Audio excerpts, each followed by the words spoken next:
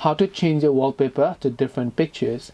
Hey everyone, welcome back to our channel. In today's video I will guide you on how you can actually change your wallpaper to different pictures, so make sure to watch the video till the end. Now sometimes you might want one wallpaper, and when you close the lock screen and then open next time, again you want another wallpaper, or maybe in the lock screen or in the home screen. Now on my Samsung Galaxy phone it does support by default, right? So if I just long press on it and then if I go to wallpapers and styles, I can actually go to change wallpapers and select wallpaper services, and I can choose the option called dynamic lock screen, where I will be able to select the wallpapers manually over here, and then the wallpaper will get changed automatically each time, right? So I don't have to do anything about that.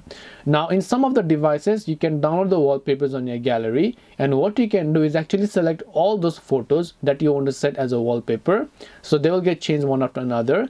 Tap the three dots option here and then just tap on set as wallpaper, and when you set this as the wallpaper, all of these photos are going to be actually set as your lock screen wallpaper, and each time you open the phone they are going to be changed automatically, so you don't really have to do anything about it.